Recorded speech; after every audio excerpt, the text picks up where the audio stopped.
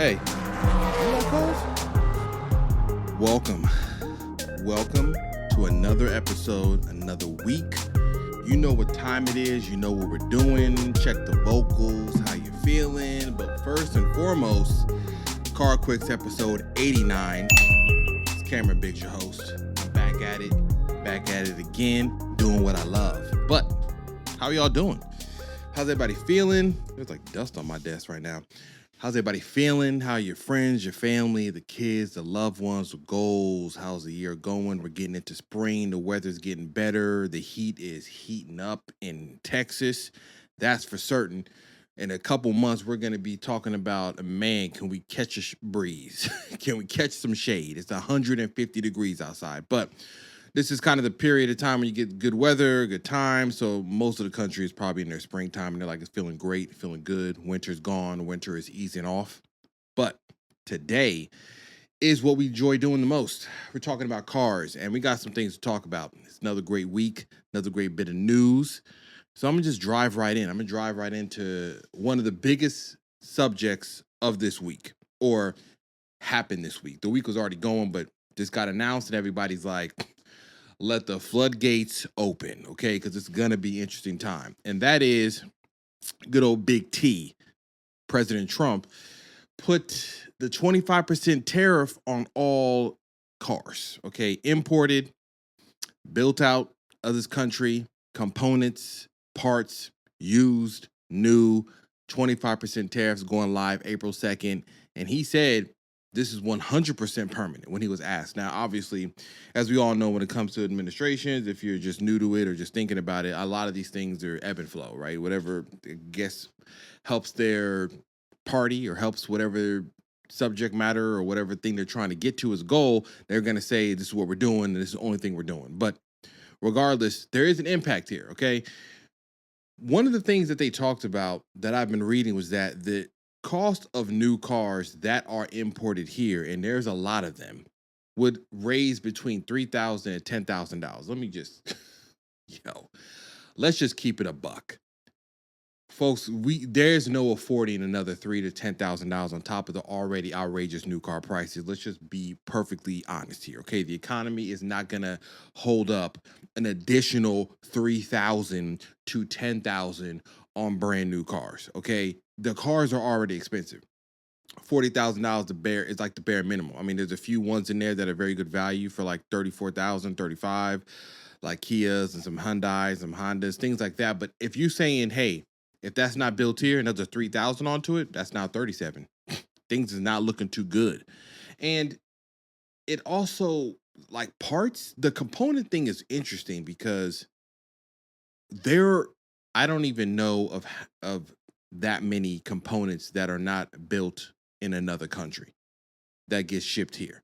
So if they're talking about components like alternators and pistons and rods and belts and radiators and spark plugs and all these things, they're saying all the components, which I could be wrong. I'm just saying what I read on the first article that I read. If they're saying all the components regarding the vehicle that are imported here have a 25% tariff, then I mean, where does it stop?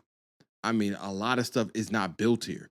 We don't have these wild factory cities that places like China have or Taiwan have, because there are some disadvantages of having that. Yeah, you can manufacture something here, but if you see like the air quality of the areas where they're just building any and everything, the cost, not even a cost of living, the lifestyle, the living environment, the sky is orange in some of them places because of how many chemicals are being pumped up there. So yes, manufacturing here could be beneficial, obviously, for jobs and economies and things like that. But there are some disadvantages.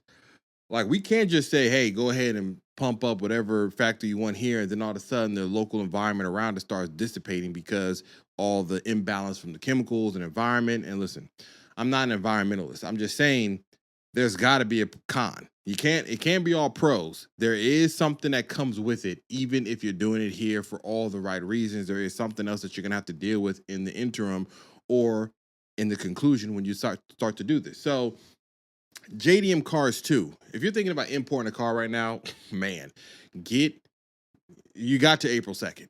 If there's one on a container, if they can put it on a container, I suggest we get it. Now, what does that happen? And the reason why I'm mentioning JDM cars is because that's something I like, something I love, and I talk about.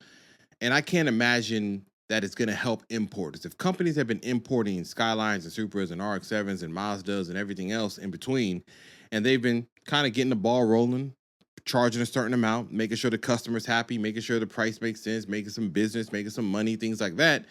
If now there's a 25% hike up on price, I don't know if they lower their costs to offset business to make sure people still want to buy the car, but I would also imagine that the cost of doing business also goes up. So if the container costs more money, if the shipping costs more money, if the vehicle in general costs more money, everything costs more money. And so if you have a imported car here on the lot or already here in the United States, I said this might have been last podcast or maybe the one before that. I said, if anything's already on the ground, that market's about to get wiped up, evaporated real quick. And I do wonder about the cars that are already built in another country.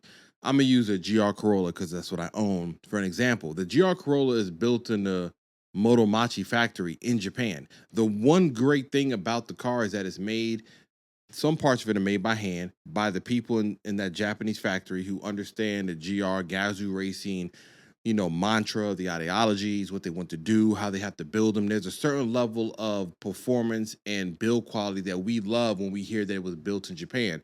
The same thing comes to the Civic Type R. This generation, FL5, was built in Japan and it was shipped over here, and that was a big deal. So you're telling me if there's a 25% hike up on a $45,000 to $50,000 hot hatch or coupe or car, what are we about to do? Because Toyota, let's take Toyota and Honda. I'm using them as an example because they build so many cars overseas and bring them here. I don't know what they're going to do. Now, they can ramp up truck building and SUV and car, but there's some specialty cars. The GR Corolla, the upcoming GR Celica, the GR Supra. Well, Supra was a combination of them and BMW. They could probably figure out a way to have that built in like South Carolina or something like that where BMW is. But the GR Corolla, GR Celica, the upcoming MR2, the Civic Type R, some of these cars, I'm like, what do you do if there's a 25% tariff and now you're asking for that car to come here? Now, what would be cool? Hey, build the same standard of GR factory building here, though I would imagine that they would have to pay a certain amount and you got to fight with unions or certain things like that. But I'm not saying that they aren't thinking about that. Toyota already said that they are planning to bring some of their manufacturing back to the United States to offset this tariff cost, and Honda said the same thing too. Now, their specialty cars, I don't know. I can imagine them saying like, hey, the price points are going to go up. Now, does that mean my GR Corolla is now going to be more valuable? Hey, possibly. I don't know. It might be more valuable. The cost of it or the price of it and the value of it might start going up because they might say, hey, we're not about to build these here in the United States because we don't have a factory built and tooled for it, so we can't even act like we can do it. So we're going to have to move the price up another $2,000 or $3,000 to try to get over whatever this tariff is going to be. And that would make, like I said, everything cost more in the end. So April 2nd, if you got something on a container, you're thinking about shipping something, you want to bring something in, I suggest you get going immediately because it ain't gonna get any better. Like, not the way they're talking. Now, moving on to some news about the future, not all bad and doom and gloom when it comes to tariffs and the cost of cars and economies and more, everything costing more money. Okay, you thought it was just eggs, now it's your alternator. So, talking about Nissan again. So, I talked about the new CEO being the car guy, and everybody was excited about it. They said, hey, they got somebody in there. He wants to build a Sylvia. I think I saw a video.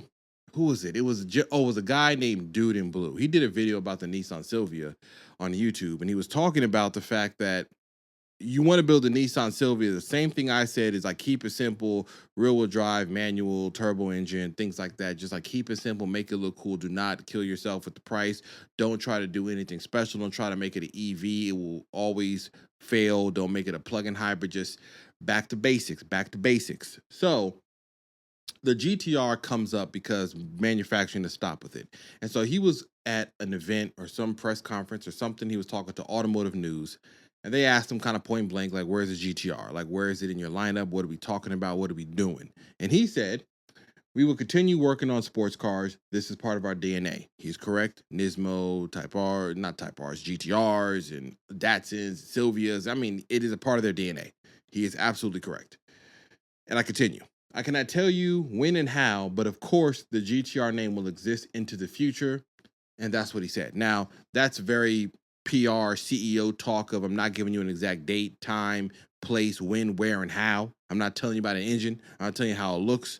I'm just telling you that later on down the line that the name GTR, which we own and trademarked, it'll be there. We're going to talk about it and we're going to have it there. However, I'm going to give a tad bit of pushback on this because I'm going to quote something else that this exact person said when he was the president of the Nissan company, not the CEO. He's moved on up. Now he's the CEO. But when he was the president last year, he said this, and I'm going to say the whole quote. He was talking about a GTR in the future. And he said, the acceleration out of a corner is far quicker than combustion engined cars. Stay with me here. And the level of control is much higher. With a GTR, this could be a good thing since it's a car that's easy to drive on track because of the systems it has. And you can deliver that same experience with an EV. Listen, if there's one thing I can assure you of, and I'm not even against electric vehicles, I'm just telling you that you're trying to solve a problem that ain't even there. You're going to cause a problem. And I'm mentioning this because he is now the CEO, and he mentioned that the GTR name will be in the future.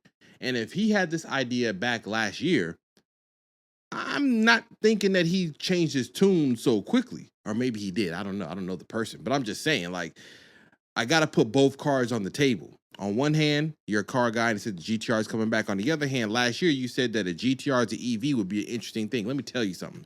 No. Okay? Just don't. Don't do it. Don't do it. Okay? There are certain cars that I feel like we have to get further into the development of electric vehicles to be engaging sports cars before we can start slapping nameplates on them to get people to try to enjoy them. If there is an example of this happening right now in real time, it is Dodge. Dodge did the same thing with the Charger. They're hoping that the Charger name can lift up the idea of an EV, but it wasn't the fact that people are against an EV, so to speak. I mean, you do have those camps, people that love V8 engines. You're not going to give them anything that is halfway sounding like one or kind of sounds like one to get them to agree to it that is not a true V8 motor or any motor, turbocharged, twin turbo, naturally aspirated, whatever it may be. If they want an ice-powered vehicle, they want an ice-powered vehicle. That is what it is. What I'm saying is they try to take the name and hope that the name was enough to lift up the car when really, when everybody reviewed the car, like I said last week, most of the consensus was it's decent, it's okay, but at $75,000, it's not blowing anybody away. And so a GTR EV, I can't even fathom the blasting they would get on social media if they announced a new GTR is coming and they say, because here's what they're gonna do. I can see it now. They're gonna do a headline. They're not going to say it's an EV, but there's going to be certain numbers that's going to tell me we're leading our way there. They're going to say something wild like 1,000 horsepower. I'm going to be like, I don't know. I don't know if y'all got a motor that's just out the gate doing that. Your name is in GM. You don't got V8 motors with twin turbos on them like a ZR1. So I'm already going to be having my eyebrow up like, okay, 1,000 horsepower. How you pull that off? They're going to say something like 1,000 foot-pounds of torque. And I'm going to be like, interesting. Those numbers are interesting. Trying to see how you're going to figure this out. They're going to talk about driving dynamic. They're going to talk about the commercial's going to say, the spirit of GTR. They're going to show it racing on the track. They show glimpses of it. And the whole time is going to be like music playing. There really is going to be the sound of a motor starting. And everybody's going to be scratching their head like, all right, what are we doing? They're going to be like, 300 miles of range. I'm going to be like, and you're dead. Dead in the water. They're going to show something like that. It's going to look dope. It's going to look exciting. They're going to say it has a battery and it's an EV and it's 1,000 horsepower. And folks are not going to be feeling it. Now, I'm probably not going to be in the tax bracket to buy a GTR EV anyways, but I'm just saying from a car enthusiast standpoint, from an armchair podcaster slash, pseudo CEO of a company. I don't know how they run them, but I'm just saying if we were going to talk about what people would want and what the majority is going to say and what we have seen from these manufacturers, anything EV related on a GTR is a no-go. It's a no-go on a Sylvia. I can't even imagine you trying to bring up one of them prototype concept cars you have and slap battery packs in them. It's going to weigh like 5,000 pounds. It's going to cost an outrageous amount of money, and then the engagement of the driver is going to be lost. And that's the main thing when it comes to sports cars that I always say is that if you can get it to be an engaging experience when it comes to driving the car, and they have done it. If you see that little, I don't know the name of it, but it's called, I keep thinking in my head Sterling, but there is an electric EV like race car, very compact, smart, small, kind of stubby looking, that has wild performance. And every review and journalist that has driven those and race car driver has been like, it is so fast, it is so crazy. This is an entirely different experience. I mean, that's at the extreme, but what I'm saying is we got to get there first. Listen, he's a car guy. I'm going to give it to him. They said he's a car guy. I believe it. He is a car guy. I'm just saying, our car guy was talking about EV GTRs last year. Just let's bring a little grain of salt on what this is going to look like in the future. Now, getting into something about like customization and things you can do, Maserati has introduced a customization program. And I believe they did this. I don't think they did this on the heels of Ferrari talking about we won't allow you to have all these wild colors and combinations on our cars. You're going to do what we say. Their program, they specify that you could pretty much do whatever you want. Now, the program, I'm not even going to try to butcher this name. I want to say it's Furo. How about I just spell it, okay? It's spelled FUORISERIE. Bespoke program. I don't know how you pronounce that. Clear it's in a different language.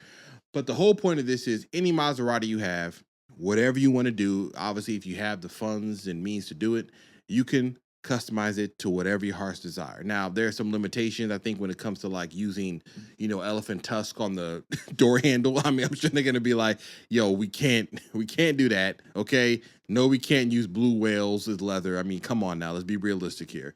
But everything else is fair game. They even said they built an entirely pink car for a client. Ferrari would never, okay? Ferrari would laugh you out the building if you said, can you paint my car pink? They'd say, can you give us back the keys? Okay. So Maserati has this entire program. And I know part of this is, it's a good business plan because if you have people with money, influencers, athletes, and movie stars, and people that want to get something unique and personal, and it's hard to get into Ferrari because you got to be part of that Ferrari program and do all the things that they want you to do, like buy Californias and 296s, and maybe, hopefully, maybe, possibly, we'll put you on the list for something else more special. And then Porsche the same way. You only have so many things you can do. I could see them doing these programs because that, being an individual, having your own taste and having your own look, especially on supercars, that is the big money. Like the MSO packages on McLarens and what they can do with carbon fiber and the paints and Paganis and Koenigseggs and all those things. I think a lot of those cars, the big push and the big plus of them is how much you can just do on your own. Like if money's no option, I want to put all the stuff in there. So Maserati's doing this, and I don't know, but I do know that James Harden had a commercial talking about his new sneaker, and the Maserati MC20 he had looked just like the sneaker. I don't know if this was a part of that same program. They could have been a separate company, third party that did all the customizations on it, but you didn't hear Maserati come flying off the shelf, with the cease and desist letter like Ferrari would do if they saw you modify their car beyond what they deem respectable.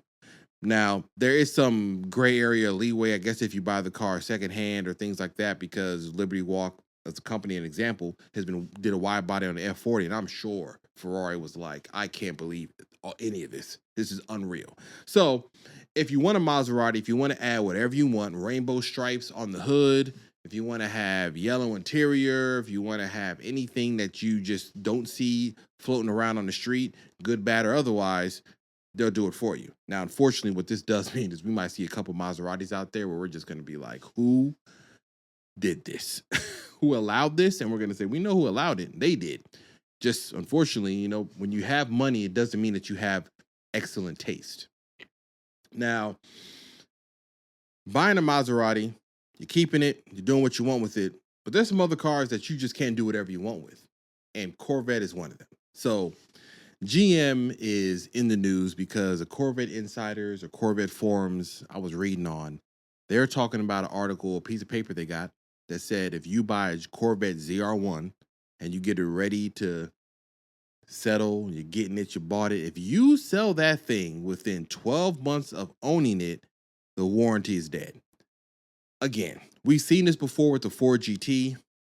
I don't know if it ever happened with any other car like the Dodge Vipers, but Bespoke Ferraris, like La Ferraris, you'd get kind of blacklisted from their list, or maybe they did it with the McLaren P1. I don't know. But I do know that I've seen it more so. I've heard about it more when it comes to American manufacturers or some of the more bespoke supercarish cars that we get. And the ZR1 is the latest addition to that. And they said, so if you do away with this, no warranty. Now, my issue with any of this is always going to come back to the person buying. If I'm spending my money, the near $200,000 just to buy this car, at no point in time do I want to be told what I should do, because I came and did the transaction and we did the deal. I paid for the money. I got the car. I went on my way.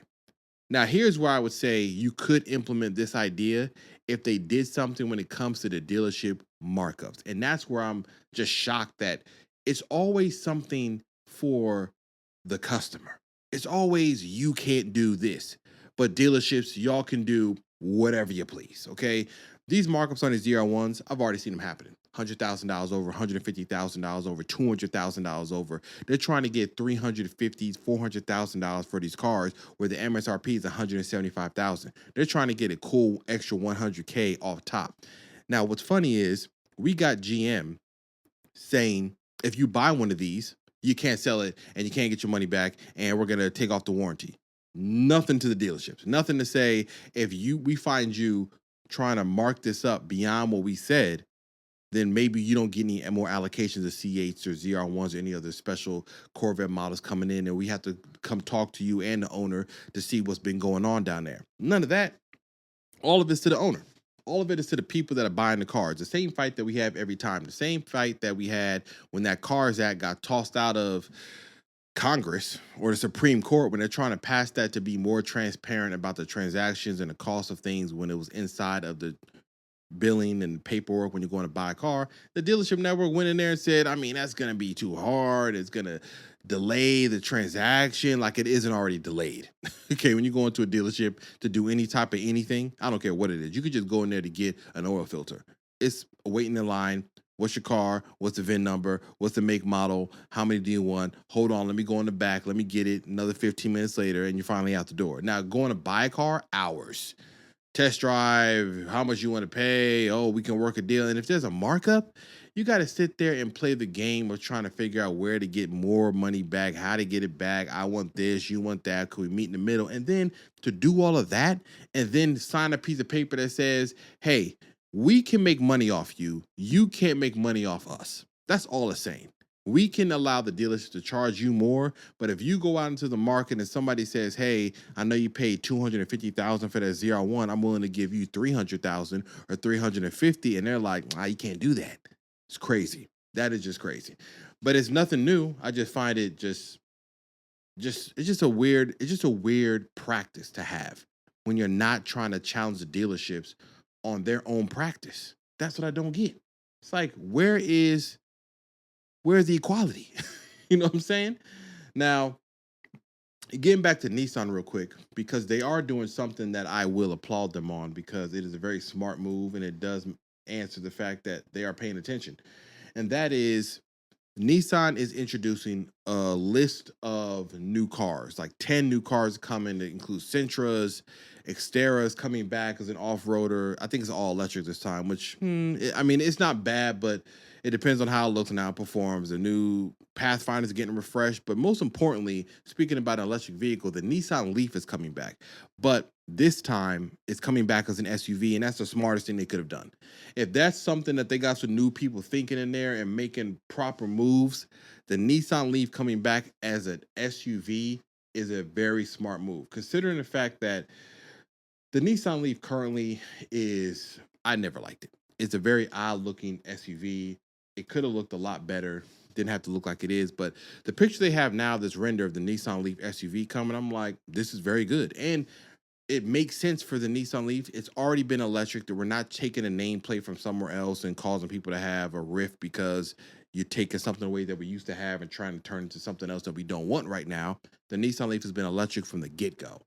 And one of the things is they haven't talked about specifics, range, power, but they did talk about the fact that it has a new 3-in-1 electric powertrain, which includes the motor, it includes the inverter, and includes a reducer. I don't know what the reducer is. I'm assuming that maybe it's scavenging energy back to the battery, inverter with the motor and everything. They didn't talk about the range, but the current Nissan Leaf has about like 214 horsepower, something like that. It might be a little bit less altogether combined. I'm trying to check now. I think it's about that same. It's like 200 horsepower. But regardless, the fact that they're making it an SUV, this is the smartest move that they can do for the Nissan Leaf, and it'll help actually push it further. It's going to ride on the same chassis as the Ariya, Ariya, Ariya, one of those names. I don't know. I don't even think the name's that great, but I can see they're trying to, fancy it up. But it's right on that same platform. I don't know if it's going to be compact. I don't know if it's going to be the size of the Nissan Kicks, which is a very good ICE-powered SUV that they have. I don't know where it's going to fall. It's not going to be full size because the Nissan Leaf was never at that size range, and I'm sure they're trying to keep the price point down. The range is obviously going to increase. If it's an SUV, it probably has a bigger battery. Interior is going to be better. I think if there's an example of Nissan making a smart step, that is a smart step. Them making that into an SUV. Now, getting into a lot more exciting information and news. Aston Martin. I'm going to say this. I've said it before. I'm going to repeat it every single time. And Aston Martin comes up on my little timeline to see what they're talking about. Aston Martin does not miss on vehicle design. Their cars look fantastic, beautiful, luxurious, aggressive. I mean, Aston Martins just look absolutely fire. There is no disliking them. I mean, I'm sure somebody doesn't like them, but I'm just saying, if you don't, I got to check your pulse. But for 2026, Aston Martin Vanquish Volante, okay? The convertible version of the Vanquish, and it looks like this, and my goodness. If I had the $468,000 that you will need in order to order one of these, $500,000 basically, I would. And I would enjoy it. I might get the coupe over the convertible. I'm just saying. If I can get Vanquish, I mean, come on. And you don't lose anything. 214 miles an hour as a top speed in a convertible is absurd. Okay. The horsepower, 824 horsepower, twin turbo V12. That's another thing.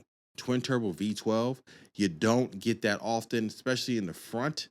That long hood, giant motor, 738 foot-pounds of torque. It is only an 8-speed ZF automatic. There is no manual. If you want a manual V12 Aston Martin, you better go get them Vantages that are sitting on used lots right now because the time is ticking. You get Bilstein DTX dampers, carbon ceramic brakes, all of the luxury items and all of the treatment that you can get on the car, all of the bespoke nature of the luggage and the trims and the leathers and the carbon and the aluminum and all the things that you can do on an Aston Martin, from the paint to the color to all the things, are available on the Volante. And I think Aston Martin does one of the greatest jobs when it comes to paint color. I've seen the DBX in like a brown color at a Cars and Coffee here in Houston, and it looked ridiculous in the sun. I was like, I didn't even realize the color could look that good, because you hear brown, you're like, okay, I mean, brown can look good, but I wasn't expecting to be kind of blown away by pearls and golds and different colors flaking into the paint. So Aston Martin, when it comes to like their quality of their cars, why I always said, I don't see enough of them. Like when we go to little meet we have, Catalina on Sunday, a few times an Aston Martin shows up, and every time I'm just like, wow. I'm like, man, DB11 showed up last week. Other Vanquish showed up. Somebody had a Superleggera, and I was like, man, these things look fantastic. And there should be more of them. I see more Porsche. I mean, let's not get started with the Porsches.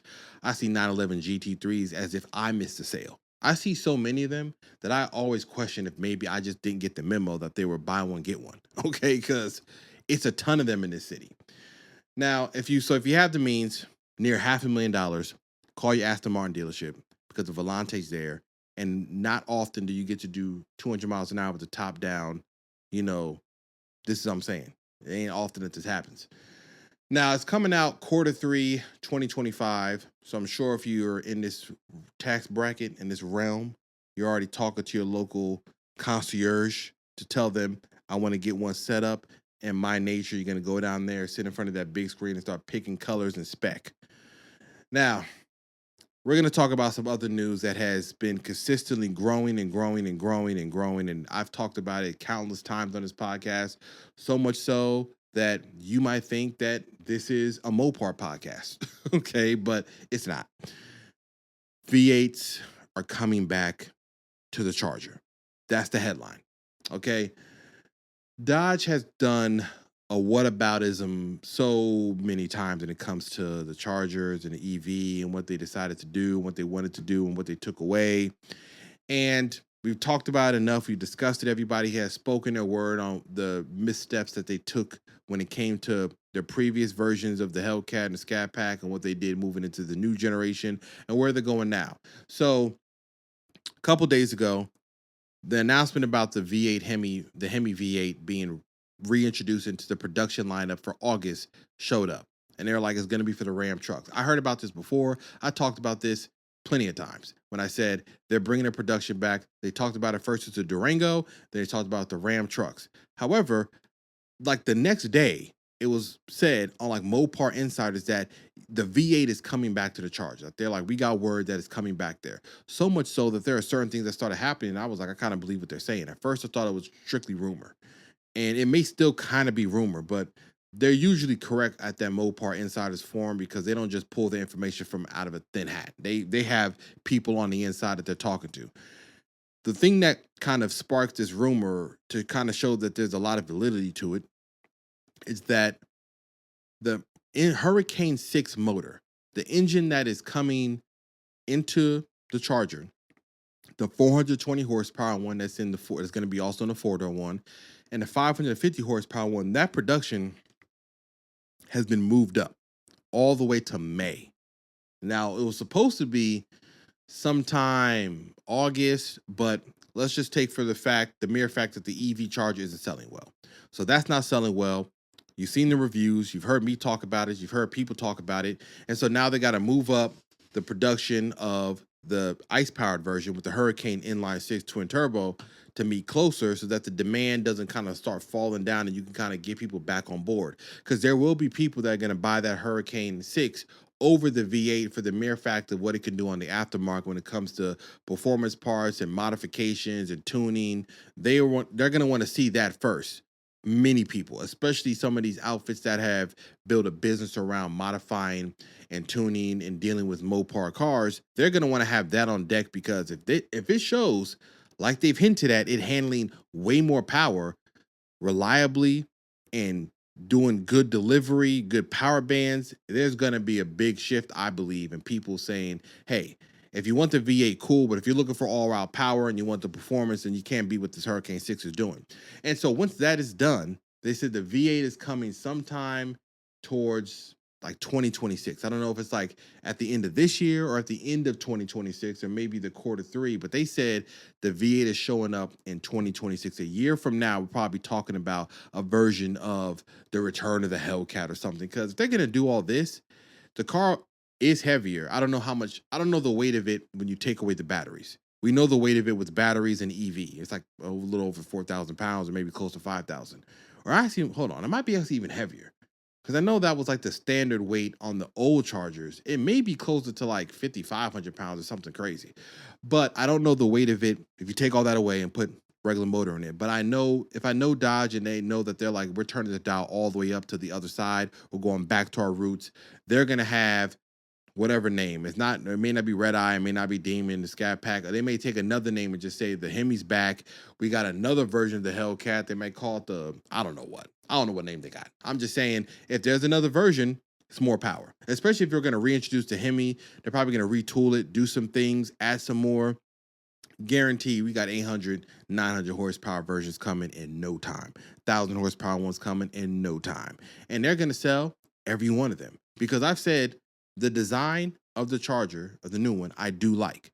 Some people prefer the wide body flares on the older one. They're just going to have to keep getting the older one. But I think that the 4-door one has the absolute right proportions, and that'll look absolutely fire. And it'll get back to what I said before. Big motor, sedan, we don't have any. There's no more left. There's none around. I mean, some of the German counterparts do, but American ones, we don't got anything. So it's it's all coming back. Patience is a virtue, literally. Because if you waited this long, you're gonna get what you waited for. Now, Ford was working on a patent that came out that I just scratched my head on when I saw it. I was like, I didn't realize that this was what we wanted. And that was they were showing a patent, and the patent doesn't mean that they're actually going to do it. It just means that they have come up with the technology for it, and they want to make sure they protect it. It was an EV manual transmission. Now, I've talked about Toyota talking about simulating manual transmissions, and Hyundai kind of did it on the Ioniq 5N when it comes to how it shifts and use the paddles to kind of hold the gear and kind of give you the sensation of a shift or a jerk when it's moving to the next gear.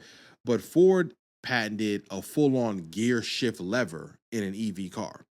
Now, when I saw this, I was like, okay, this is literally a video game.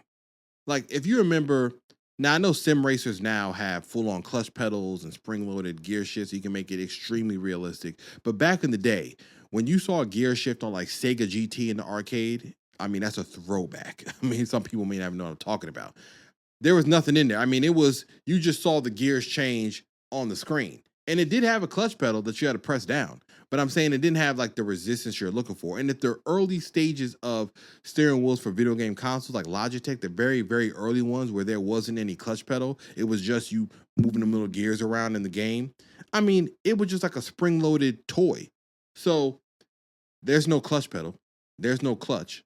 It's all software, meaning if it's activated, it's going to hold the gear, then I'm going to move the gear down. It's going to say I'm going to shift the gear. But there's no clutch pedal. There's no getting off the gas and modulating the throttle. There's no feedback you're feeling from a clutch. Nothing like that. There's no engine braking. It's literally, and not saying that they couldn't.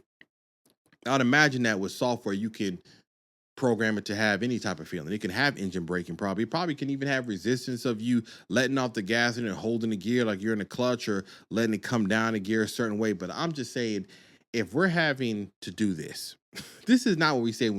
This is not what we mean when we say save the manuals. Okay, This is a toy. This is a Tyco. This is little Tykes. I don't want spring-loaded little gear shift in the car. And you say, hey, we saved the manual. I'm like, yo, the disrespect is crazy right now. But they patent this idea. I know we're gonna see it. It keeps coming up, and it keeps being shown that they're gonna try it. They're gonna put it in some EV sporty coupe, or maybe like a plug-in hybrid, not a plug-in hybrid one because there's a real motor in there, but an EV sports coupe. They're gonna try it, they're gonna put it in there, and they're gonna see what the feedback is. And I'm not saying that we don't have some future later on down the road, 20 years from now, within maybe something like that could be a viable option. I'm just saying right now, hearing that and just thinking about the idea of you moving the shifter and there's nothing there, I'm like, that's just a waste. I mean, it doesn't even teach you how to drive a manual. If your kids got into that car and you're like, oh, I'm going to drive stick with you, Dad, and they get in there and you're like, oh, go into second gear. I'm like, no clutch, nothing, just empty promises. So I think it's a terrible idea. But somebody's going to try, and I'm willing to try new ideas that I think won't work to be proven wrong. That's the whole point of discovering and learning and trying out different things. I'm not saying that maybe it can be interesting. I don't know. And what application? I don't know. Now, continuing on with some kind of plug-in hybrids and EVs before I, wrap this up. Karma, which I did not know was still around. Karma vehicles. If you remember, they made, what was that Karma? I keep thinking Fisker, but it wasn't that. Karma makes very voluptuous style EV cars. You'll see it here on the screen. And they have a new one coming out. It's called the Amaris or Armorist. I think it's Amaris. Amaris. It looks fire. I'll give him that. Whoever designs their cars, they know what they're doing. And they definitely design emotion and character and designs and lines and things like that. This is when I talk about electric cars having design elements and looking the part, and that's how you win people over. Just make them look exciting, because maybe this is the time you have to kind of push the envelope. This is what I'm talking about. Like, this is a good design. That looks fire, looks dope. It looks the part. It's very much long nose coupe. If you listen to the audio, it's kind of hard to describe this, because if you haven't seen this or you don't even know it existed, it's very much like a, I want to say it looks like old Italian sports coupes, right? Not that voluptuous, but still very aggressive. The front of it very much looks like a Carmen. It has kind of open bottom with the grill and the openings. The headlights kind of curve down to the middle of it. The side profile is very, it has elements of like Aston Martin a bit into it. It is distinctively Karma because the taillights and the headlights are from their catalog, but it has a proper aggression. The side of it has like almost a diffuser like effect on it when it comes to the paint they had on the render, the side vents on the grill, and the side profile of the fenders. I mean, it looks fire. You gotta look at these pictures. If you don't know what I'm talking about, go look this up. Karma, Amaris, or Amaris, Amaris. And I think that if you're gonna do it, make it look like this, right? If we're gonna do a plug-in hybrid, this one has a combination of a turbo 4 BMW engine that feeds into the batteries, that feeds into the electric motor, to all together give you 536 horsepower and 550 foot-pounds of torque with a 0 to 60 of 3.5 seconds. No range. Didn't talk about that. Top speed of 165 miles an hour. And they said that in Q4 of 2026, we should start seeing this being developed. And I'm sure they're going to do this because they already develop cars. They've already have done it, and they do a very small amount, like a few hundred cars per year. So they're not trying to blaze the trail. I don't think they're trying to become like a Rivian or Lucid or Tesla. They're not trying to become like this massive company. They're aiming at the people that buy their cars already, which that's why I was so shocked. I was like, I didn't realize they're still making cars, or that they were still around, because I've seen them a few times. You rarely see them. And I think that's maybe part of the allure, is that you have something that nobody really can see. But Karma, then the Fisker, and what happened with the Fisker Ocean and that whole debacle of that car. Sometimes when it comes to these kind of, I don't want to say bespoke, but I want to say these smaller operations, you got to approach them with a bag of salt, 25-pound bag. You got to approach them with high skepticism, because you don't know what's going to happen.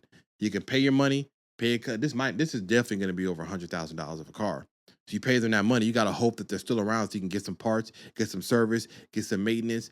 And it really is something that you got to want for yourself, because it's hard to kind of sell and pass that down, because the next person is going to be like, I don't know. And EVs in general depreciate terribly when it comes to like value leading on for the later time.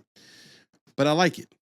It looks good. And that's kind of the biggest battle. Make it look fire. We can kind of figure out the rest of the stuff later, and people probably have some compromises. They're like, listen, it looks sexy. Think of the BMW i8. The BMW i8 looks like it's a fast car. It's absolutely slow. 3-cylinder motor is just not what you think. But when the doors open, people see it, all that goes out the window. Not everybody is performance car oriented. Some people just like make it look sexy, make it look good, and let me park it and people notice it and valet it. I just want to look cool when I'm cruising. Now, before I wrap this up, we're getting close to the time that I'm going to be at the Texas Auto Writers Association Auto Roundup. And let me tell you something.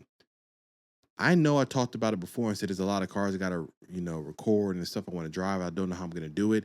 And the volume of cars that are available there, that they keep emailing saying, you're going to be able to drive this is going to be available, this is going to be there. I have now concluded that there's absolutely no way I can drive everything there. It is impossible. There's only one day. It's like a day and a half. You get there the evening before, there's like a little dinner or something that they're going to do. It's my first time. I don't know what's going to happen. But the next day is the only day of driving. And the list of cars that they have been giving out, I'm like, there's no way you can drive everything. So I'm just going to have to make a list of certain things I want to drive and at least record something on, because I want to get some content on it. Me not getting content there, I'd be like, this is not good. Not good that I have to do it. I'm just saying I want to be able to show the channel and the audience that follows me and just show them what I'm doing. So I'm going to have to make a list of something I record. They showed the Toyota list, and it had like the Lexus, Toyota Lexus list. It was like the not the, what is it called? I think the 700 SUV. They showed the Crown Signia SUV. They also showed, I think it was a 4Runner, the new one, which I was like, I want to drive that. And they showed a GR Corolla automatic, which I've been waiting to drive, the automatic. So I was like, I have to drive that. On top of the McLaren Artura they have there, I was like, well, I got to drive that, because how often do you get to drive a supercar that you don't have to pay Turo with somebody to borrow? So I'm like, got to drive that.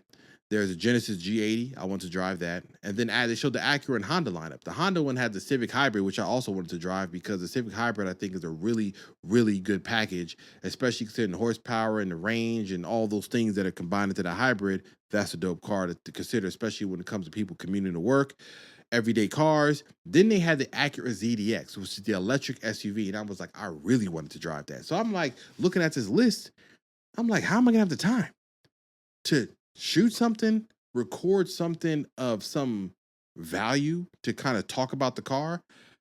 I know I can do it. I'm just kind of talking about it, but I have a plan in my head. I can get in front of these cars and you can give me 15 minutes and I'm going to tell you about the car.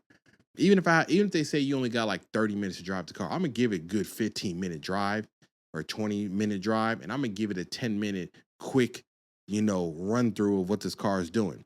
Now, obviously, I'm doing my homework prior. That's how I'm going to pull this off. See, I'm just going to go look at all the videos and information about each one of these cars that people have shot and done to understand areas that they've been pinpointing and kind of piggyback off that, take that same information as my own little cheat sheet and hit it running. I'm just got to hit it running. They have like a lunch. I'm going to figure out if I can skip the lunch. I'm like, listen, give me a snack. I don't even care. Like, who's cooking back there? Is it Gordon?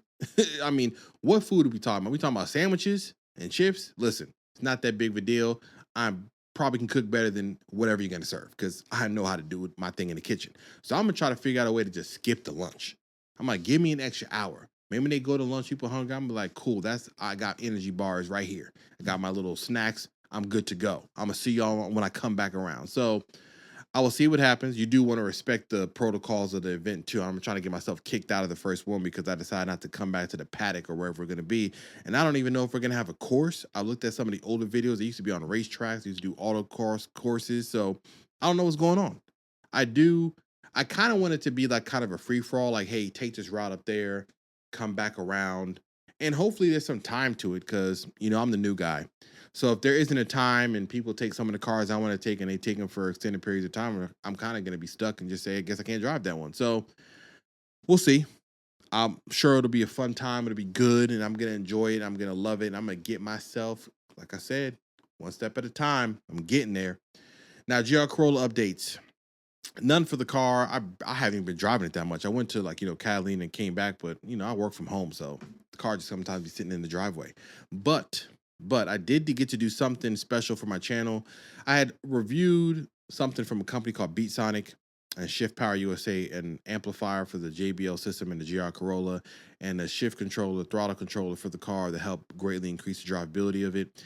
And I was able to contact them and say, hey, I've had a few people, which I wish I'd have done it a little earlier, but I had a lot of people in my comments on those videos talk about, hey, I went to go buy one of these. One guy was like, man, I wish you had like a link or something just, for showing us this. And I reached out to them and said, hey, is there any way we could do an affiliate link or anything like that? And they said, yeah, we could. And I also didn't realize that they appreciated how well I did on those videos, because the gentleman, the sales manager, like the lead sales manager of that company, said, hey, you did such a great job on that throttle controller. Like, it's the best video we've seen ever on it.